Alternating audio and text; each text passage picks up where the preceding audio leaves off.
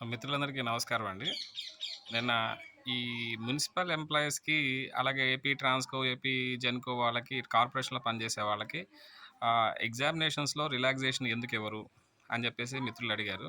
దానికి సమాధానం ఏంటంటే, ఈ కార్పొరేషన్‌లు గాని, మున్సిపాలిటీ గాని స్వతంత్ర సంస్థలనమాట.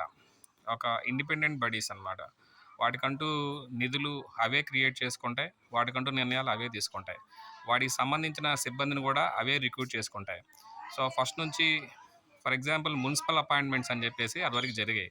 సో, మున్సిపల్ అపాయింట్మెంట్స్ ఎవరు చేస్తారయ్యా అంటే, అక్కడున్న చైర్మను, అలాగే కమిషనర్ గారు, ఇద్దరు సీనియర్ కౌన్సిలర్లు, వీరంతా మున్సిపల్ అపాయింట్మెంట్స్ చేస్తారు. మున్సిపల్ అపాయింట్మెంట్స్ కింద అదివరకు బిల్ కలెక్టర్, అలాగే క్లాస్ 4 ఎంప్లాయీస్, అలాగే జమేదార్సు, ప్యూన్స్, అలాగే బిళ్ళ బంట్రోతులు, వీరంతా మున్సిపల్ అపాయింట్మెంట్స్ మీద వచ్చేసేవాళ్ళు. మున్సిపల్ అపాయింట్మెంట్స్ అంటే రిటన్ టెస్ట్ ఏమి ఉండదు.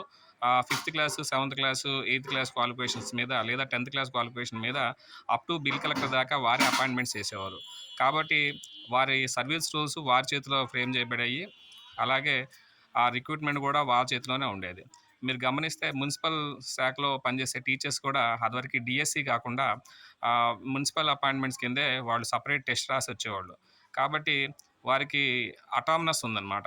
అటానమస్ అంటే స్వయం ప్రతిపత్తి ఉంది కాబట్టి, వారికి సంబంధించిన రూల్స్ వారే ఫ్రేమ్ చేసుకుంటారు కాబట్టి, ఈ గవర్నమెంట్ వీటిల్లో రిజర్వేషన్ అనేది, ఏజ్ రిలాక్సేషన్ అనేది ఇవ్వల. ఎందుకంటే వారికి సంబంధించిన బైలాస్ ఏవి గవర్నమెంట్ ఇంతవరకు క్రియేట్ చేయలేదు. కాబట్టి వారికి రిలాక్సేషన్ అనేది ఇవ్వలేదు. Thank you.